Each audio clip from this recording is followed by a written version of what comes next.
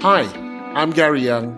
And I'm Carys. And this is our new podcast, Over the Top, Under the Radar. Every week, Gary and I will be talking about those stories in the news that we think are over-reported and the ones that are going completely under the radar and not being talked about enough. And in between all of that, myself and Carys will chat all things from Beyonce to Biden, with the odd special guest besides. Make sure you sign up to our newsletter at overunderpod.com. This is Over the Top, Under the Radar.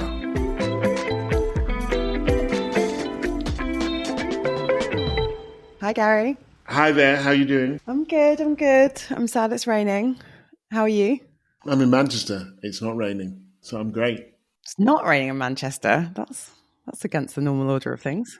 It's not raining in Manchester. It's raining in London. Well, you know, to be honest, being here is making me think, and I was doing something different in Berlin last week. Sorry, Carys, I know you're a South London fundamentalist, but I kind of think London's a bit over, and not just because it's raining.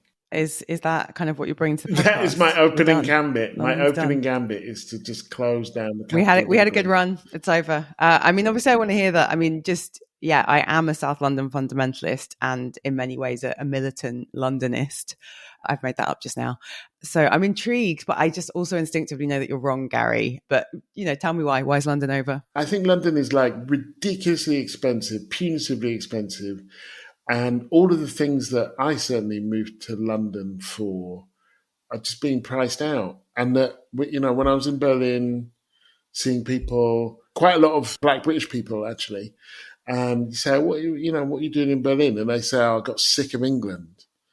And I said, did you get sick of England or did you get sick of London? And they nearly all got sick of London. Yeah, well, I mean, that connects to one of the things I want to talk to you about this week. So why don't we jump into the podcast and we can get into my idea for fixing London's housing crisis. Fix it, Carys. I'm not going to talk to you about right now, but I will talk to you about in 20 minutes. So can I tell you what I think is over the top in the media this week? Please. 2 words. Angela Rayner. Angela Rayner is the deputy leader of the Labour Party, which she was elected to in 2020. So she's arguably the second most senior Labour politician in the country. And for, what feels like my whole life, but is probably about a month, there's been an ongoing scandal, you can hear the air quotes in my voice, related to the sale of her home. Angela Rayner bought her council house. And in 2015, the same year that she became an MP, she sold it. And about a month or 6 weeks ago, allegations surfaced that she didn't pay all of the tax that she should have paid when she sold the house. So specifically, a tax called capital gains tax. I actually don't love Angela Rayner, but I hate every single thing about how this story is reported. So first of all, Angela made £48,500 profit on selling the house. Welcome to the British housing market. But the amount of tax that she is accused of dodging is absolute maximum £3,500. So obviously, £3,500 isn't nothing. If you offered it to me, Gary, I would be very happy and I'd have a wonderful weekend. I wouldn't do that. Okay. I'm just saying. What if I need £3,500 for things? Okay, but I'm not pretending it's not nothing. But she either owes £1,500 or £3,500 in tax, which I'm going to be real with you. It doesn't justify the number of articles, think pieces, and podcasts about this woman's house sale. So the reason I think it's over the top is it's not that much money, and pretty much every single story is just steeped in this horrific sort of sexist, classist, which is a word. The number of articles that stress that she made the money from selling her council home, it's just is that necessary context? Also, part of the sort of key behind the did she dodge tax is because Angela Rayner is part of a blended family. So she bought the house when she was a single mum, and then she married someone 3 years later who lived a 10-minute drive down the road. And the issue was the house that she bought herself her main residence, or had she actually moved in with her husband at this point? And I don't know, Gary, I just think it's too much. I'm sick of hearing about it. And the real kicker is the person that dug up this story, these alleged allegations, is Lord Ashcroft. So that's right. Lord Ashcroft, famous for being a non-dom, is accusing Angela Rayner of dodging tax. This guy dodged millions of pounds of tax, but we're meant to be annoyed that Angela Rayner maybe didn't pay £3,500 when she sold her council house. So that's my over the top, Gary. What do you reckon? Well, I got two questions for you. And the first is, are people angry about it? Or is it one of these media events that actually exists in the media but doesn't exist anywhere else? They did go over the top, I agree. But was it effective? And then the other question I've got, which I do think is a question that matters, I take all of your points about the kind of sexist, classist baiting. Do we want to get to a place where the primary issue of the tax dodge is about the amount of money? In which case, how much money would it take before it was a problem? Or is there a principle involved? And if there is a principle, I'm not saying there is, but if there is, then what would that principle be? Two good questions. So on the first one, I would say, yes, it is an attack and a smear and an attempt to like make it a thing. And part of the problem with this sort of right-wing attack machine that's a combo of Tory politicians and then tabloid newspapers, it kind of does work if you just constantly generate negative headlines about someone and eventually the mud sort of sticks. So my guess would be that right now, if you focus group loads of people, this hasn't cut through, as they say. So probably most people wouldn't, if they heard the name Angela Rayner, be like, oh, she didn't pay tax on her house.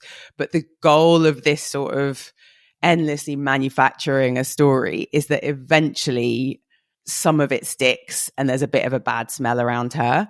And so I guess I'm just over that sort of Tory attack.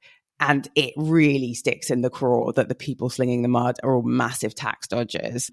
And you're right, the amount of money isn't the only issue. But Angela Rayner didn't have an accountant. She pretty plausibly could have not known that she was dodging tax, which isn't an excuse for tax dodging. But I do think it is a very different thing to hire an accountant or a law firm or set up an offshore trust, which is one of the things Lord Ashcroft was accused of doing, is very different to not being able to afford an accountant, selling your house, doing what you think is the right thing at that time. And I guess for me, the thing that gets to the heart of it is this idea of, so you can't really be in politics or public life unless you are completely blemish free or you're rich enough to pay people to hide your tax avoidance and to create shell companies. And like Angela Rayner is one of the few frontline politicians who had a pretty normal upbringing, a normal life. And I guess the thing that worries me is it just deters more single moms, more people who weren't graduates from wanting to be involved in politics because like they're just going to come at you and they're going to be incredibly nasty and you don't have the armor or the money to protect yourself. I basically agree. And I think that I would go further, actually. So there's the stuff that they do, which is legal and wrong, you know, the non-dom stuff.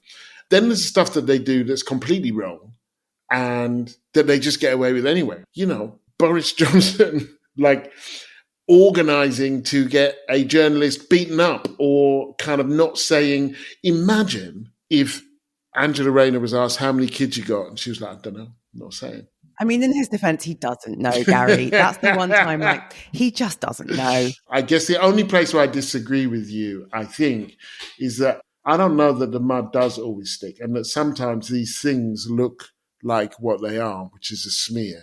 And I'm not completely convinced that this smear has worked. Yeah, I think the reason I brought it this week was that the unholy alliance of like tabloid journalists, Tory attack dogs, and Angela's nosy neighbours have meant that Greater Manchester Police have gone from saying, we're not investigating this, to now saying that they're questioning her. And then the other thing is like there's now this other angle of, or maybe it was always there, but it's she didn't pay capital gains tax and also she was on the wrong place for the electoral roll. And I guess this Gary Warside just was like, I'm sorry. Daily Mail journalist going through Angela Rayner's Facebook albums to see what cushions she's got on her sofa to work out where she was living. And then like nosy neighbours being like, oh, well, she didn't live here or da, da, da. And like just something about that, Gary. I'm just like, come on, guys, just leave her be. I think I'm grumpy because I don't like this sort of stuff. I think it deters people that I want to get involved in politics to get in politics. And also, I'm sorry, but like, do Greater Manchester Police not have other stuff to do than like interview Angela Rayner about where her cushions were? I mean, there's an element to this that kind of I've had some experience of, and it is weird. And I wasn't even in public life particularly. I guess I was a columnist at that stage. I had been made the head of a committee that was looking at what to do about the fourth plinth in Trafalgar Square, the empty plinth. I didn't know you did that. You fancy. I'm a very fancy man, Carys. Parliament had decided that it should be works of art on there, and there have been wonderful works of art. Then the Queen Mum died, which had nothing to do with me. Okay, but you just denied it in a bit of a weird way. I know, Gary, but I felt like at the time, and I still feel like I have to deny that because it was like I was some way involved. I mean, how did I get drawn into the Queen Mum? So the Queen Mum dies. The Daily Mail say, we want her on the plinth. It's a mental idea. Nobody wants it. Actually, that's the only thing that saves me in the end. And the Daily Mail then find out that a young black, I was young then, black left-wing Guardian journalist is the head of this committee that's just deciding how to put modern works of art on this plinth. And they go nuts. 2 editorials, big sort of page spread, thoughts of Chairman Gary. They go really mad. They go through all of my work. Chairman Gary. I know, I am thoughts going of to steal Chairman that, Gary. I'm going to call you that. Thoughts of Chairman Younge, I think. Yeah. Anyway, there's a realization at a certain point that I had that like, shit, there are at least 2 people who are being paid more than I've been paid ever before. Daily Mail wages being significantly higher than the Guardian wages. Their work for as long as it takes is to find out anything that they can about me. They've read all of my pieces. They are going through and their job is to trash me. And that was kind of pretty scary. I don't really have that many skeletons in my closet. I've got an average size closet with an average number of skeletons. Probably below average. 2 or 3 skeletons, just the body of the Queen Mum. IKEA closet with a couple of kind of basic skeletons, and it was really kind of scary. They stopped because they tried to set up this campaign, carve her name in pride, and it turned out that nobody wanted the Queen Mum on the plinth, so it just kind of died a death. They were so unhinged that they were like, "We're going to, in protest, carve the name of the Queen Mother into the plinth on Trafalgar Square." The Daily Mail were like advocating some sort of guerrilla vandalism. See, you could work for the Daily Mail. Carve her name in pride.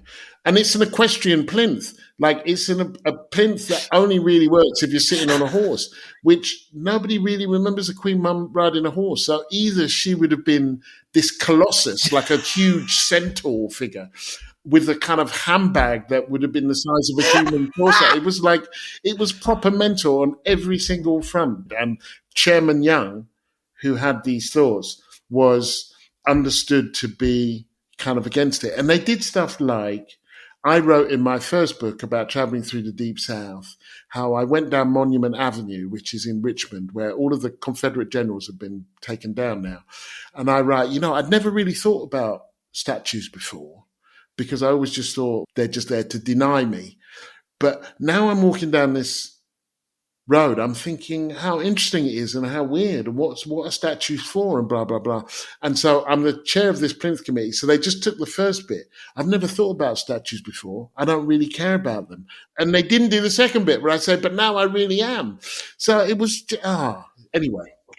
So, I know, but it is like, the thing is, obviously it's terrible that's happened to you and to Angela Rayner and to everyone the Daily Mail come for, but like, it's a sort of, it's like a sort of evil superpower. It's like if you're having a fight with your like partner and they totally twist your words and like take them out of context and throw them at you to score a point.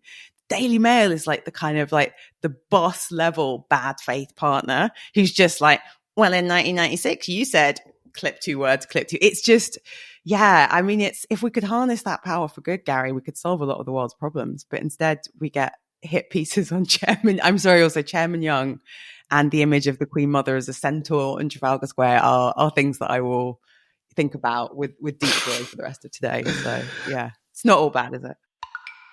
So my under the radar is another very old person. Joe Biden is losing significant support.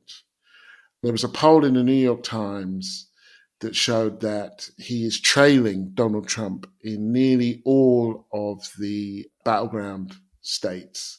He's just ahead in Wisconsin, but otherwise in all the others, Pennsylvania, Arizona, Michigan, Georgia, Nevada. All the swing states. Yeah. And if that were to continue into November, he would lose the election. But then you get into where he's losing support, and it's among the young and the black and the brown. I don't think that is properly understood in Britain. I think there are two main reasons for that. One is Gaza, and that is interesting because Iraq war definitely played a role in the elections. I think the Iraq war was, because Obama opposed the Iraq war, I think that is one of the main distinctions between him and Hillary when he stood in 2008. Otherwise, there wasn't a lot between them. But the Middle East has, to my knowledge, never played decisively in American electoral politics. But only less than 1 in 5 of Democrats approve of Israel's military action in Gaza. 83% of Biden voters support a ceasefire. More than half of Democrats believe Israel is committing a genocide against Palestinians.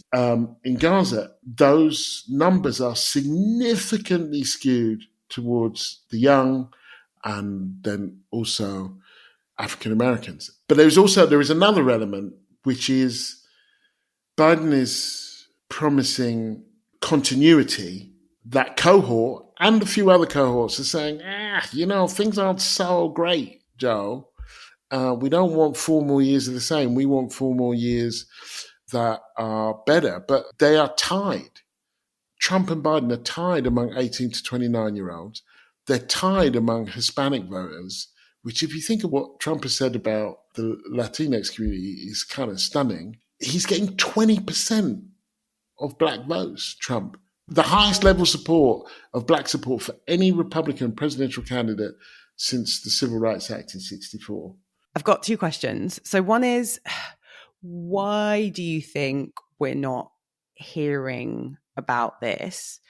And then I guess my second question from a sort of cynical perspective is it also not because Democrats in their hubris potentially think that these left-wing people of color voters ultimately will come home to the Democratic Party in November? Why aren't we hearing more about this? And do you think it's going to stick?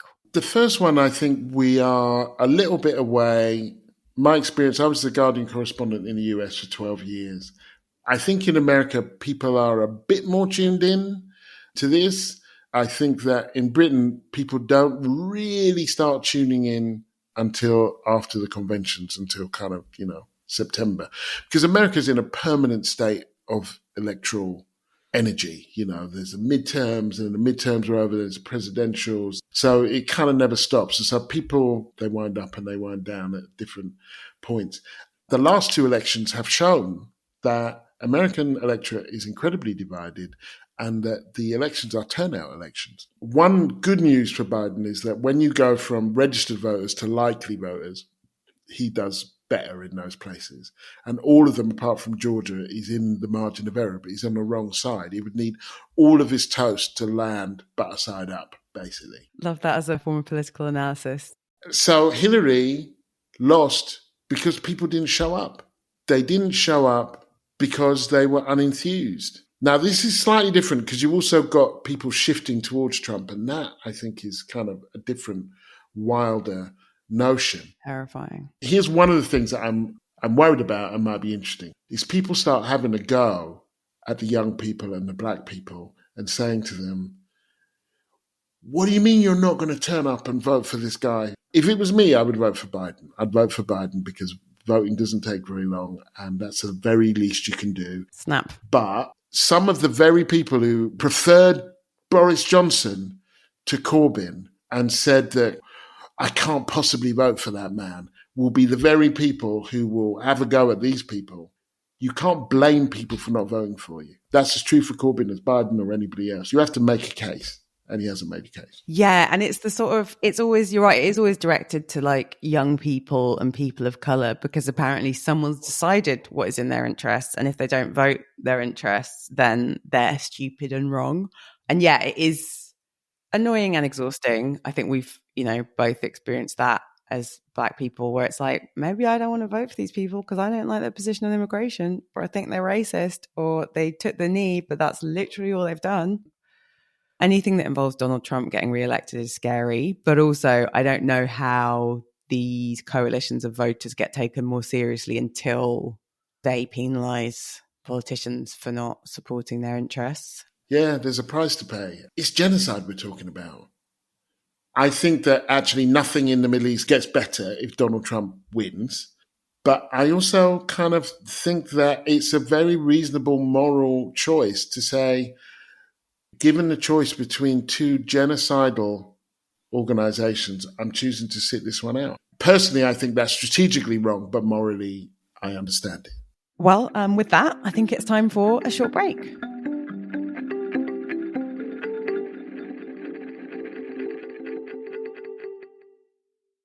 What's your over the top? My over the top is Tory defections to Labour. This week we had Natalie Elphicke. Previously there was Dan Poulter, the doctor.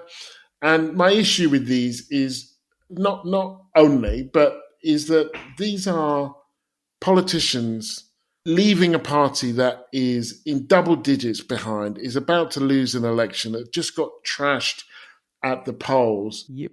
Deciding, oh, you know what, I'm in the wrong party just before an election. And it's mad. It's like, Manchester United is playing Port Vale, and two of the subs in Port Vale, I've never heard of either of these people before now, decide when Port Vale are 6-0 down, you know what, I think I'm going to join the Man U team. I can see what's in it for Labour in trumpeting this, but there is a kind of credulousness from the media about the way that they report it that I think is pretty daft. I think the first defection was smart politics by Labour.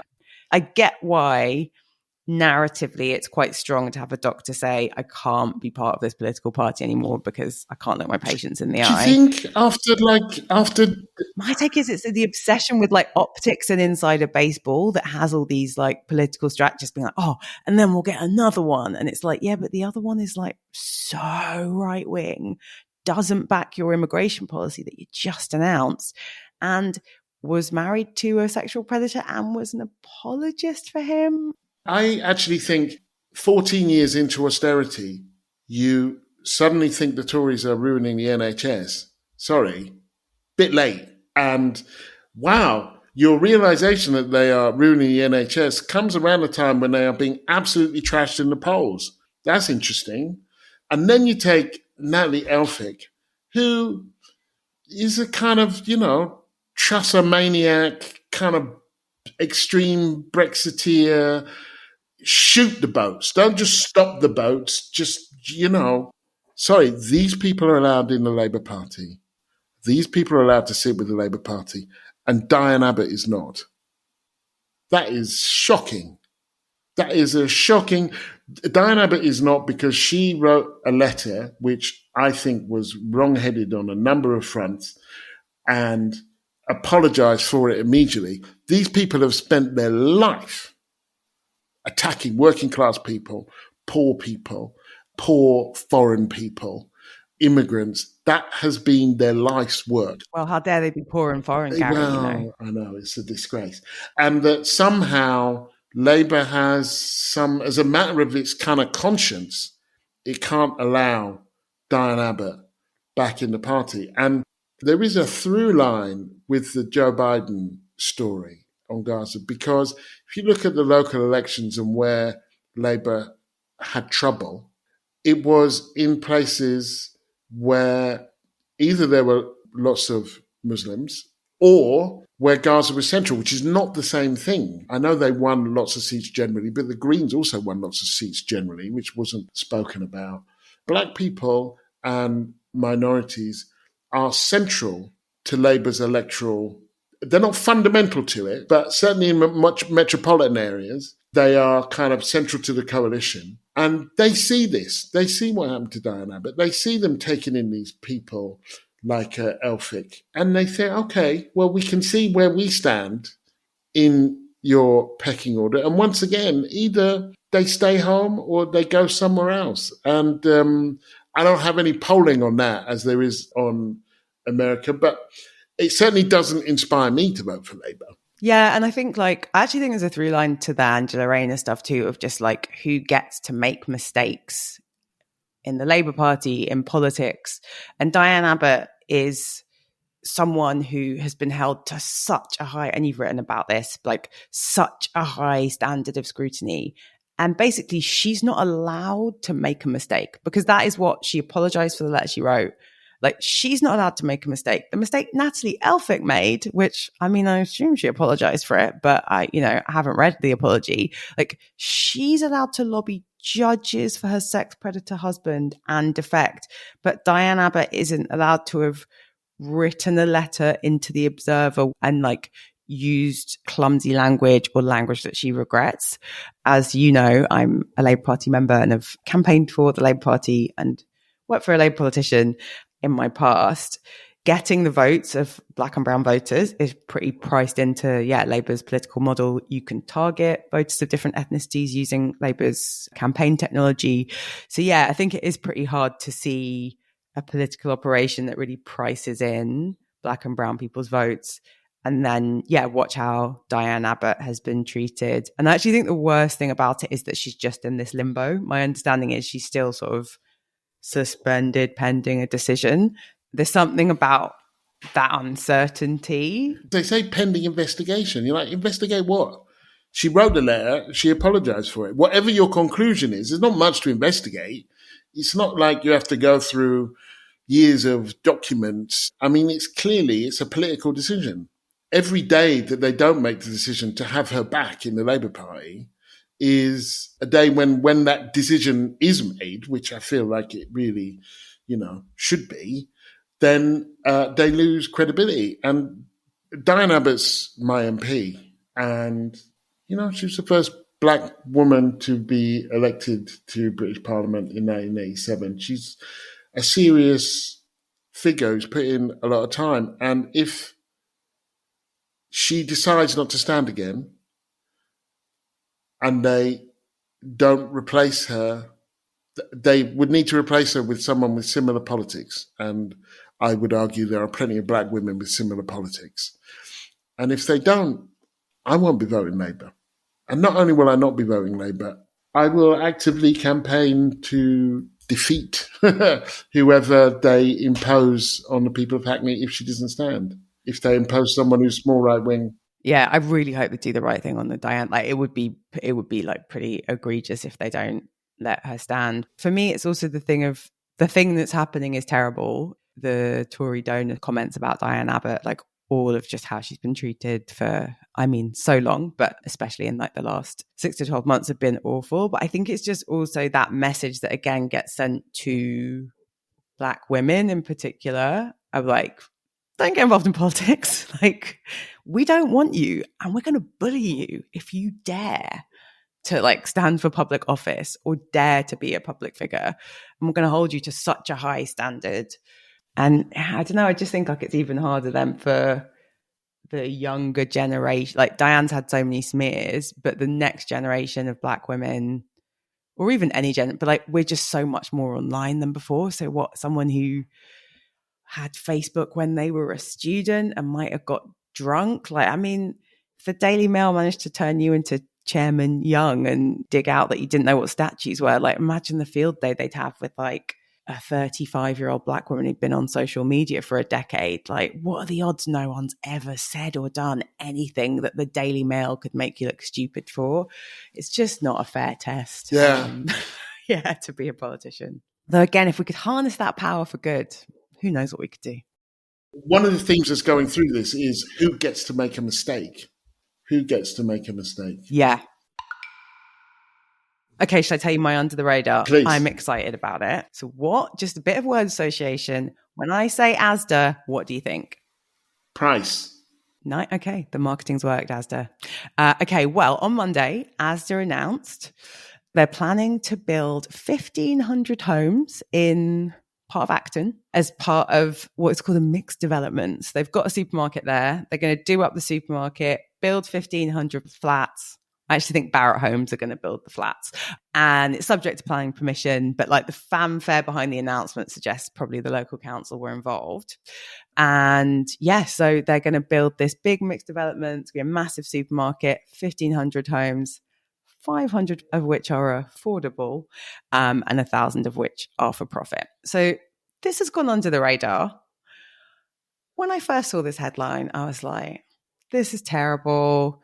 We're relying on supermarkets to build houses. Also, you're forcing people to shop at Asda because, like, if you live next to an Asda, you're only going to go to Asda. And what if you don't like Asda? What if you want to shop at another supermarket?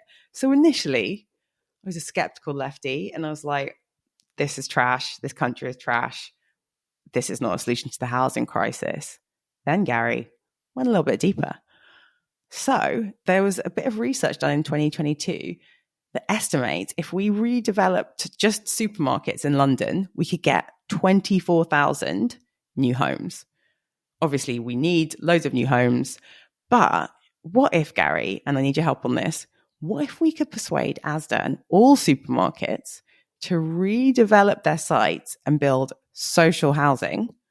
That's 24,000 social homes. It's obviously not going to dent the 300,000 plus people on the waiting list for social housing. But I feel more confident in our ability to persuade Asda to build social housing than Rishi Sunak. What do you reckon? Could this be a solution to the housing shortage in London and the South East? An under the radar solution?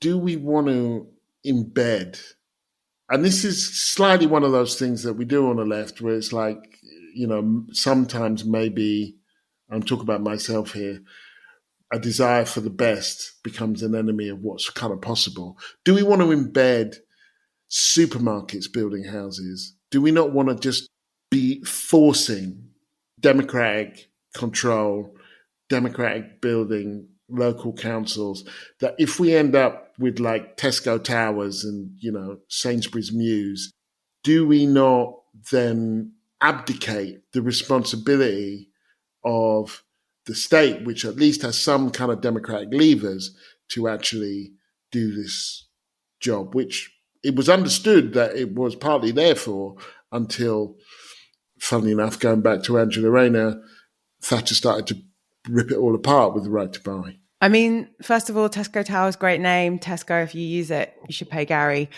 No, I think this really was about me wrestling with my kind of knee-jerk lefty politics, which is just like, corporations, they shouldn't be involved in anything. And thinking about what is a more pragmatic, given where we are. So no, the first best solution would be a democratically elected government that built loads of social housing all around the country, not just in London, Gary, everywhere, although most housing need is concentrated in London and the South East. We need more social housing. I grew up in social housing. It's an amazing thing. It means that you have a home and secure rent and you can plan your life and have a family, and we should just have more of it and we shouldn't have sold it all off. So yeah. However, and I'd be interested in other people's thoughts on this, I think Tesco Towers is better than no new homes.